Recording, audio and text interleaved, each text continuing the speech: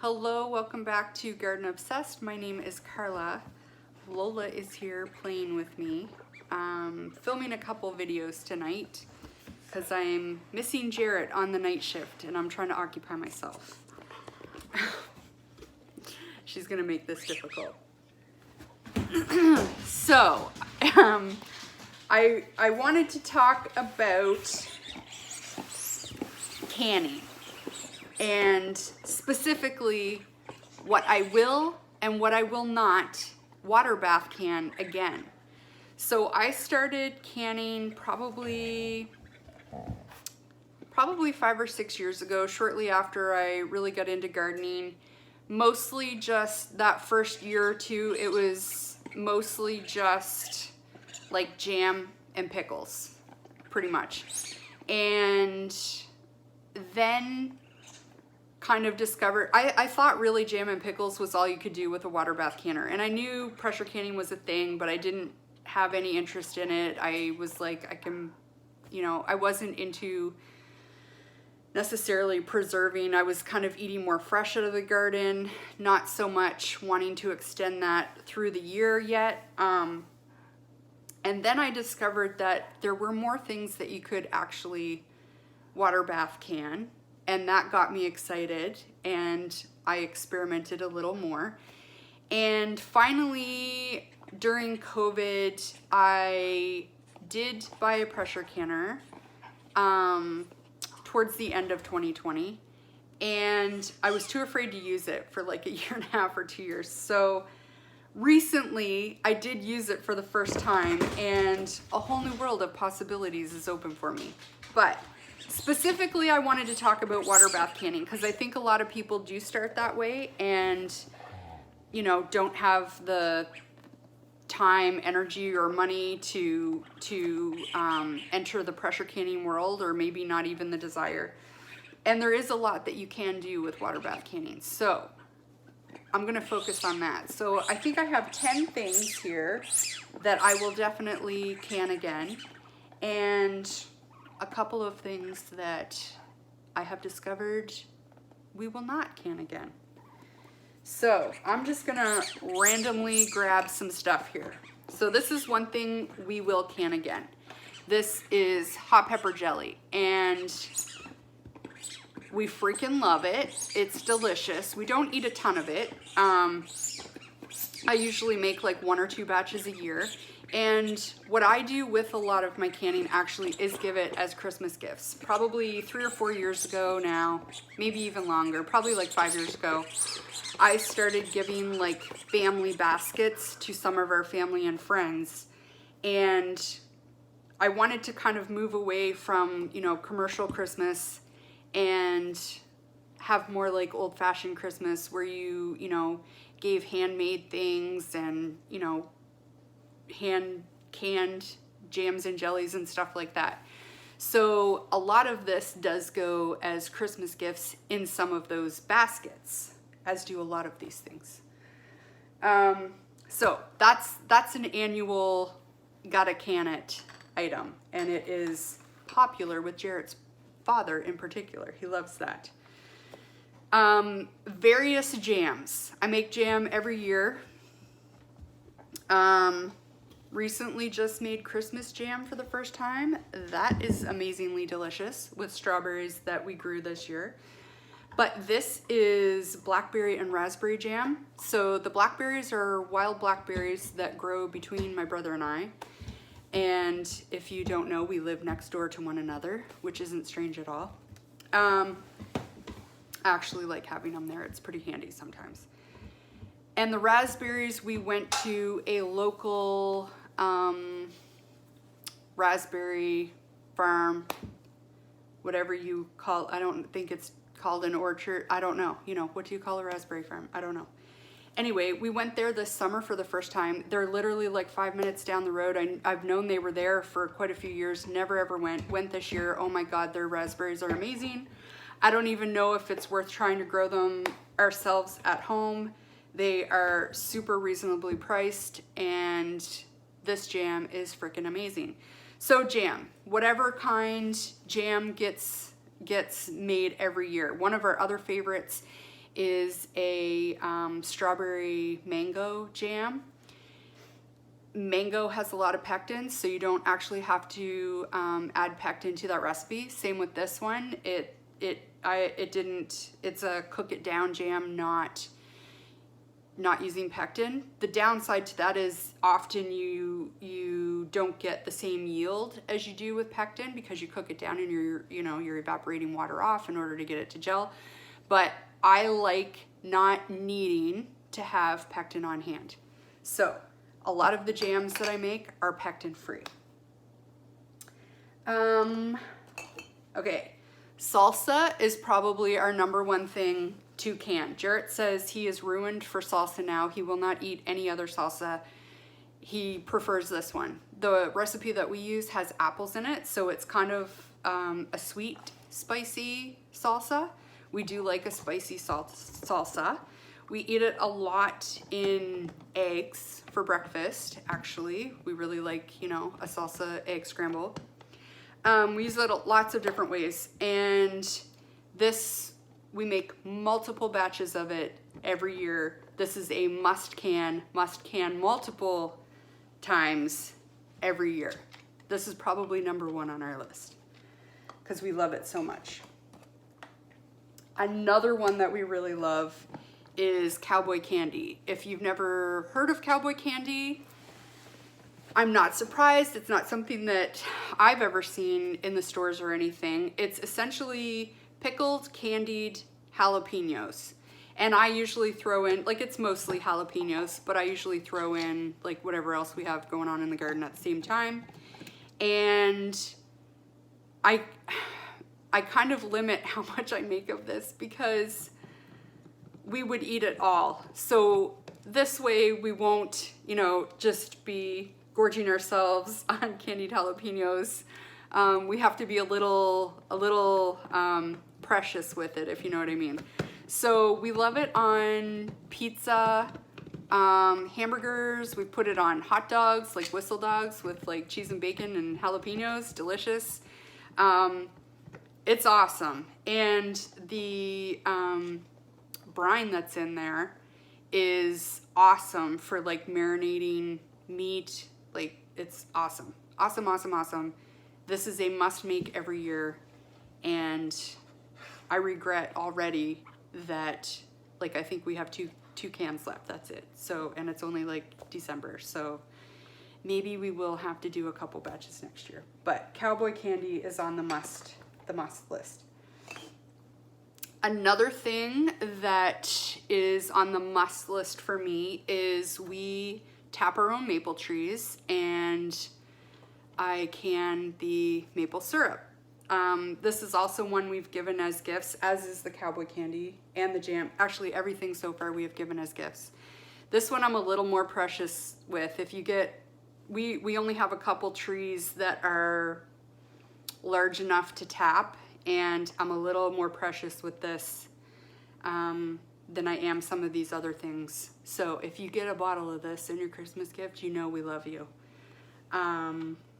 So yeah, maple syrup, gotta do it every year. Something I did for the first time this year, actually, I think the next few things I did for the first time this year. So bruschetta, we did bruschetta this year for the first time. It was super easy. It is delicious. It's like, having summer fresh tomatoes in December or January or February or whenever you want to open it. I think these 1/2 pint jars are a good size for Jarrett and I, because usually it's just him and I. This is enough bruschetta for most of a baguette, so we'll just, slice it and toast it. And I put this on. I don't even heat this up. Sprinkle some feta cheese and a drizzle of balsamic glaze over top. Yum! It's so good. So bruschetta is a new favorite, and we will be canning this every year, I think, going forward. I think we made 3 batches, and already we're down to not very many. pizza sauce is another thing that I did for the first time this year.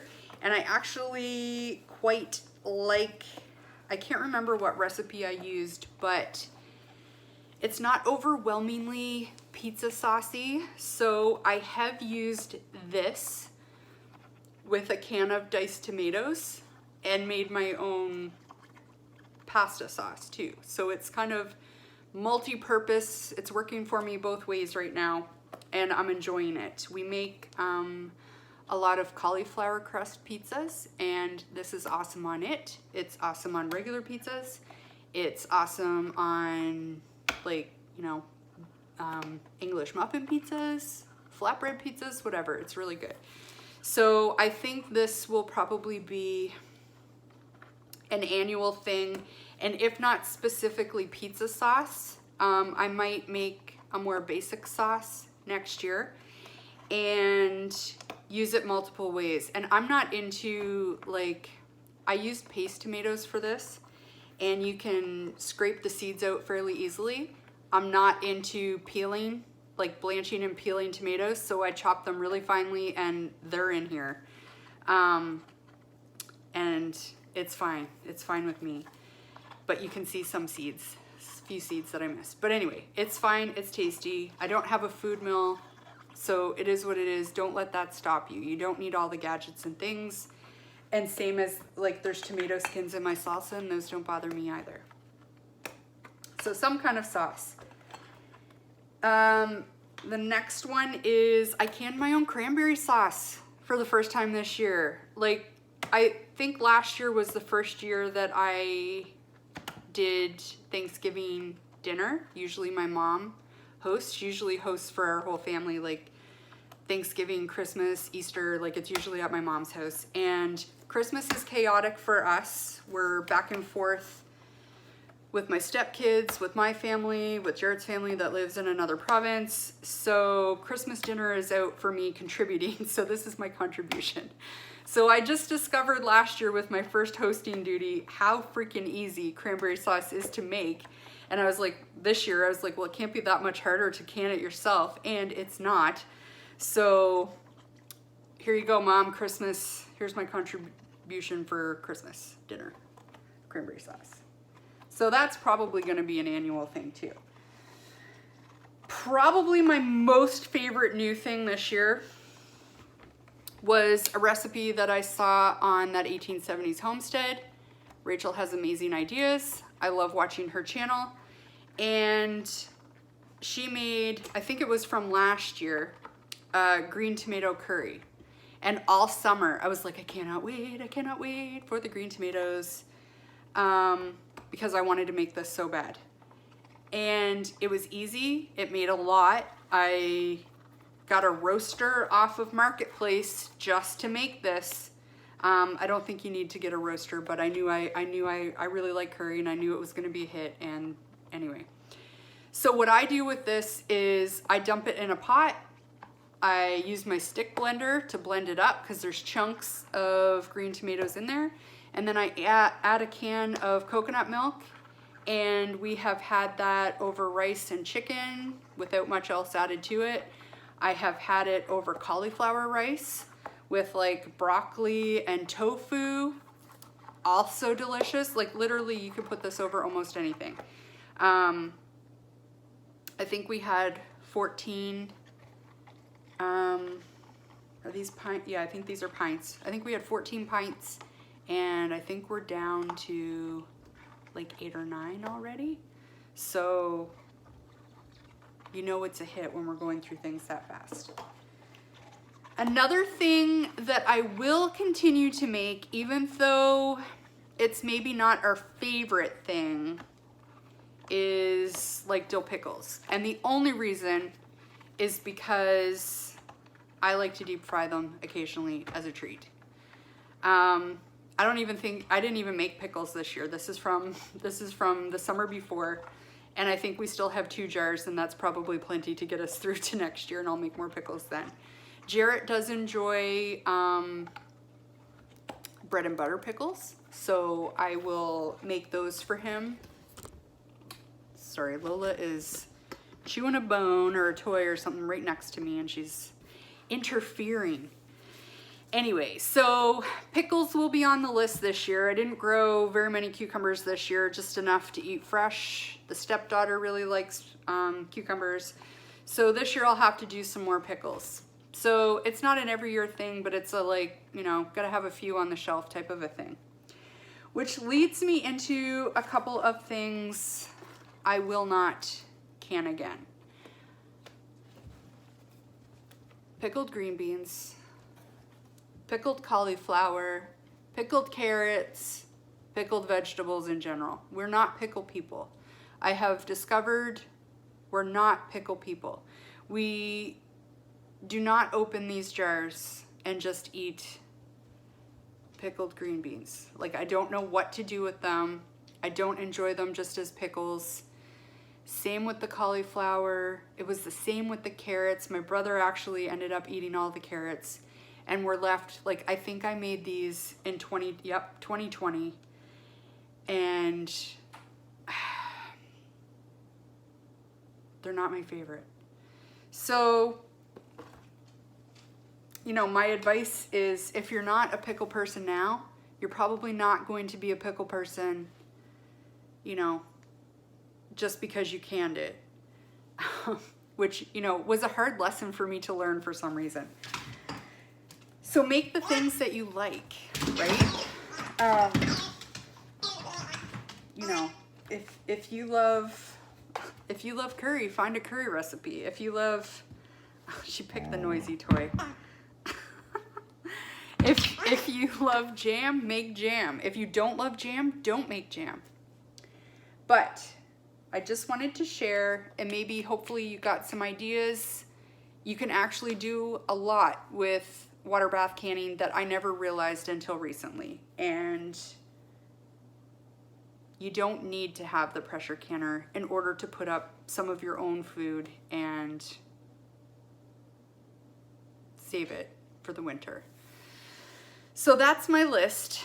I would love to hear what you guys can, especially in your water bath canner, but also in your pressure canner. I'm just starting, so I'm looking for ideas for that too. And maybe this time next year I'll have a top 10 list for pressure canning.